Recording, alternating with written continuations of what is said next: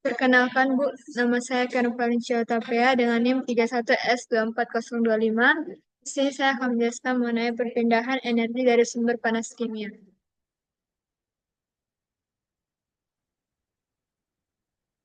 Pada fenomena ini terjadi pada sistem reaktor unggun tetap, di mana reaksi kimia sering berlangsung di dalam partikel katalis yang tersusun di sepanjang arah aliran fluida. Ketika reaksi yang terjadi bersifat eksotermis atau endotermis, maka akan muncul sumber panas internal di dalam zona reaksi tersebut. Fenomena ini menyebabkan distribusi temperatur dalam reaktor tidak lagi seragam, karena panas tidak hanya berpindah melalui konduksi dan konveksi, tetapi juga dihasilkan atau diserap secara lokal akibat reaksi kimia. Pada zona katalis, panas yang dihasilkan akan meningkatkan temperatur lokal sehingga terbentuk gradien temperatur sepanjang arah aksial. Panas tersebut kemudian merambat ke daerah sekitarnya melalui mekanisme konduktif efektif medium berpori dan terbawa aliran melalui konveksi. Jika pelepasan panas tidak memadai, dapat terjadi kenaikan temperatur yang signifikan, yang berpotensi menyebabkan penurunan kinerja katalis atau bahkan fenomena thermal runaway. Oleh karena itu, analisis neraca energi pada elemen volume diferensial menjadi penting untuk memahami profil temperatur di dalam reaktor serta menentukan kondisi operasi yang aman dan optimal. Ini adalah gambar yang menunjukkan model konduksi panas dengan sumber panas kimia di dalam packed bed reaktor. Pada yang ini adalah zona pertama, di mana Z lebih kecil daripada 0, di mana dia berisi partikel inert dan tidak ada reaksi kimia, serta tidak ada pembangkitan panas internal, dan hanya terjadi konduksi panas biasa. Di zona kedua, dengan batas 0 sampai L. Di sini berisi partikel katalis, terjadi reaksi kimia, ada pembangkitan panas akibat reaksi, dan ini adalah zona dengan chemical heat source. Dan zona yang ketiga itu Z lebih besar daripada L. Di sini dia kembali berisi partikel inert, tidak ada reaksi dan hanya terjadi konduksi panas. Di sini reaktan masuk dari kiri, dia bereaksi di zona katalis atau zona 2 dan menjadi produk keluar ke kanan. Karena reaksi terjadi hanya di zona 2, maka di zona 2 terjadi pembangkitan panas volumetrik, lalu temperatur di tengah atau zona katalis menjadi lebih tinggi dan panas mengalir secara konduksi ke zona 1 dan zona 3. Jadi panas menyebar keluar dari pusat reaksi.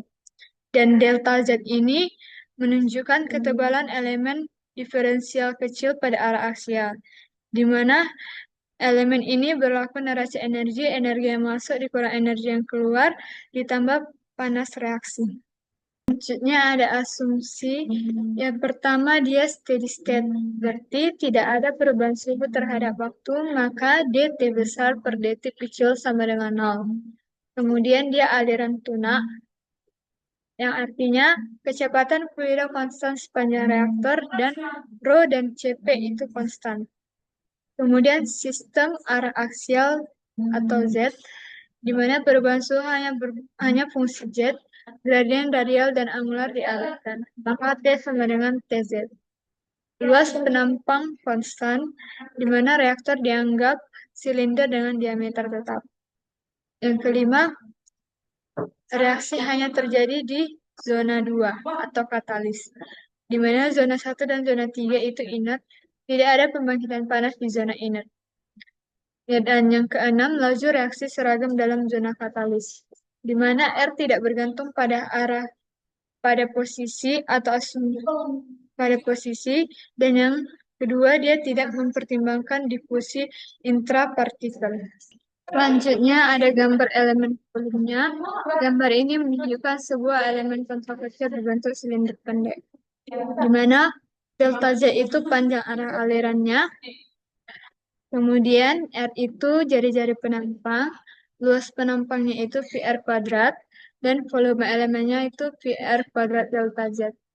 Jadi di sini elemen yang diambil di antara dua posisi yaitu Z dan Z tambah delta Z. Di sini Arah horizontalnya itu arah alirannya, dan elemen dianalisis hanya sepanjang arah arah horizontalnya atau satu dimensi.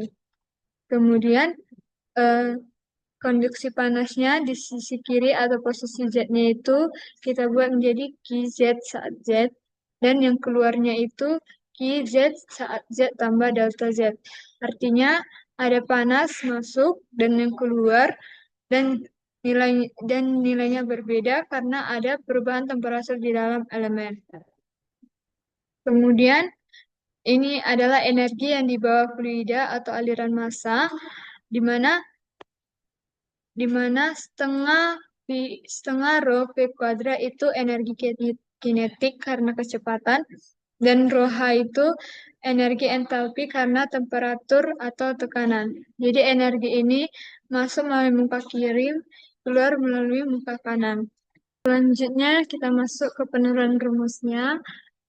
Kita buat fluxnya itu saat masuk itu eta Z saat Z, dan saat dia keluar itu eta Z saat Z tambah delta Z. Dan luas areanya itu PR kuadrat. Kemudian konduksi atau Fourier itu energi yang berpindah melalui materi. Jadi laju panas masuk secara konduksi pada Z itu adalah QZ saat Z dikali VR kuadrat.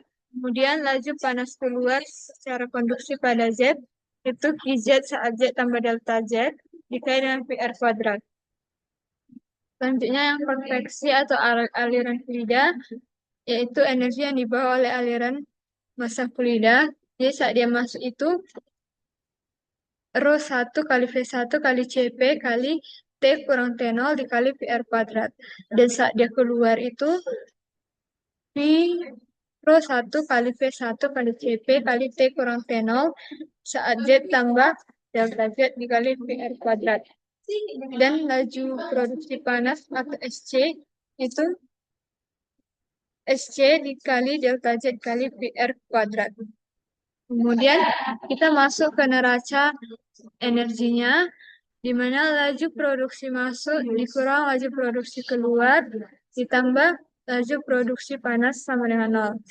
Laju produksi masuk tadi yang ini, atau yang secara konduksi, ini secara konvektif, ditambah laju produksi panas, lanjut disederhanakan dengan membagi VR kuadrat kali delta Z, hingga hasilnya menjadi ini. Kita limitkan yang delta Z, hasil limit dari QZ saat Z kurang QZ saat Z tambah delta Z per delta Z, itu sama dengan min D QZ per DZ. Hasil limit yang kedua yaitu min DTZ per DZ. Sehingga kita masukkan hasil limitnya, kita substitusikan ke persamaan sebelumnya, hingga hasilnya ini kita buat menjadi persamaan satu. Selanjutnya kita masuk ke hukum Fourier. Berdasarkan hukum Fourier yaitu QZ sama dengan min K dikali dt per dz. Kita substitusi hukum Fourier ke persamaan satu hingga dapatlah menjadi persamaan dua. Selanjutnya adalah pembagian zona pengamatan. Jadi sistem ini dibagi menjadi 3 zona berdasarkan posisi sumbu Z untuk mencerminkan kondisi fisik yang berbeda. Untuk zona yang pertama, yaitu saat Z lebih kecil dari 0, di sini tidak ada produksi panas atau SC-nya sama dengan 0, sehingga persamaannya menjadi seperti ini. Untuk zona 2, 0 Z di antara 0 dan L, terjadi produksi panas akibat reaksi kimia atau sumber energi lain, menjadi persamaannya menjadi seperti ini. Kemudian zona yang ketiga itu Z lebih besar daripada L. Di sini dia kembali tidak ada produksi panas hingga kembali menjadi persamaannya seperti ini. Kemudian syarat batas atau boundary condition. Yang pertama, boundary condition yang pertama, di hulu yang sangat jauh, Z itu sambil minta hingga, sehingga suhu adalah suhu masuk, yaitu T1. Boundary condition yang kedua dan yang ketiga, titik Z sama dengan 0. Di sini perbatasan zona 1 dan zona 2, suhu dan flux panas harus kontinu sehingga T1 sama dengan T2 dan flux masuk sama dengan flux keluar. Di sini lanjut boundary condition yang keempat, saat Z sama di titik Z sama dengan L, yaitu perbatasan zona 2 dan 3, suhu dan flux panas juga harus kontinu, sehingga T2 sama dengan T3. Dan flux masuk sama dengan flux keluar. Kemudian boundary condition yang kelima, di hilir yang sangat jauh, Z sama dengan tak hingga, sehingga suhu harus benar tak hingga atau finish juga. Ini dihubungkan dengan koordinat tidak berdimensi. Ini jarak tidak berdimensi sehingga Z sama dengan Z1 per L. Kemudian bilangan produksi panas atau N besar. Di sini parameter tidak menentukan laju panas yang dihasilkan dengan kapasitas panas aliran kuliah. Sehingga N besar sama dengan SCL di per rho P CP kali T1 kurang T0. Selanjutnya kita analisis zona yang pertama, yaitu saat Z lebih kecil daripada 0.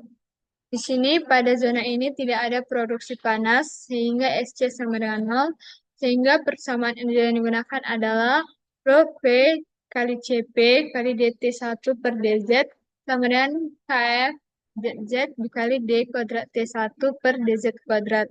Kemudian kita buat penyusunan ulang. Di sini persamaan diatur agar suku turunan berada di satu sisi. Kemudian kita buat untuk menyederhanakannya didefinisikan suhu relatif yaitu θ sama dengan T kurang T0 per T1 kurang T0. Kemudian sehingga perubahan suhu terhadap jarak Z dapat dinyatakan dalam bentuk tidak berdimensi terhadap panjang reaktor atau L. Sehingga didapat D θ1 per dz sama dengan 0. Kemudian kita analisis zona yang kedua, di mana Z di antara 0 dan L. Zona 2 adalah area utama di mana produksi panas terjadi. Persamaan yang digunakan adalah bentuk yang sudah disederhanakan menggunakan sumber panas tidak berdimensi atau N besar. Persamaan dasarnya yaitu ini, di mana N sama dengan SCL per rho PCP kali T1 kurang T0. Itu adalah parameter yang merangkum laju produksi panas. Kemudian kita gunakan metode integrasi untuk mencari nilai θ-nya. Dilakukan pemisahan variabel untuk suhu θ dan jarak Z. Sehingga didapat D θ2 per F θ sama dengan N kali dz. Selanjutnya diintegralkan. Hasilnya menunjukkan hubungan linear antara posisi Z dengan akumulasi panas yang dihasilkan. Sehingga D θ Z per F θ sama dengan NZ. Kemudian hasilnya memberikan hubungan linear antara posisi Z dengan akumulasi panas yang dihasilkan. Hingga D θ2 per dz sama dengan N kali F θ. Kemudian zona yang ketiga, Z sama dengan L, sama seperti zona yang pertama, pada zona ini tidak ada lagi sumber panas atau SC sama dengan 0, sehingga D θ3 per dz sama dengan 0. Ini berarti setelah melewati reaktor zona 2, suhu fluida tidak lagi meningkat dan cenderung konstan. Kemudian kita masuk ke boundary condition lagi. Jadi di sini boundary condition yang pertama itu memastikan suhu di titik awal masuk adalah T1, dan boundary condition yang kedua memastikan suhu di akhir zona 1 dengan awal zona 2 yaitu Z sama dengan 0 dan θ1 sama dengan θ2. Boundary condition yang ketiga itu memastikan flux panas atau panasnya dikali gradien suhu di pembalasan Z sama dengan adalah kontinu. Selanjutnya, boundary condition yang ketiga yaitu saat Z sama dengan L, maka θ2 sama dengan θ3. Selanjutnya, kita masuk ke distribusi temperatur.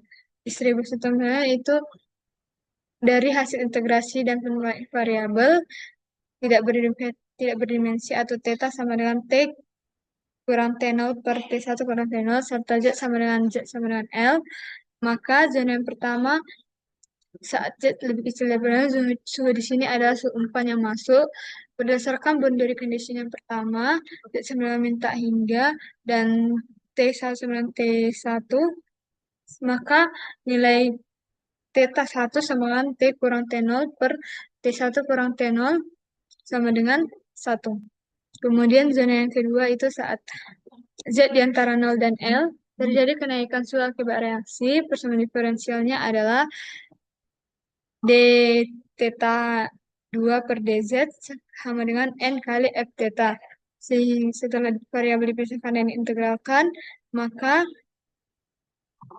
maka integral 1 per f theta d theta 2 sama dengan integral n dz. Kemudian hasil integralnya yaitu d theta 2 sama dengan nz.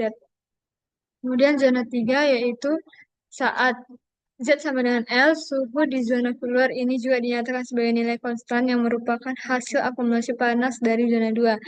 Sehingga D theta 3 sama dengan theta 1 per Z sama dengan 1. Sekian dari saya, Bu. Terima kasih.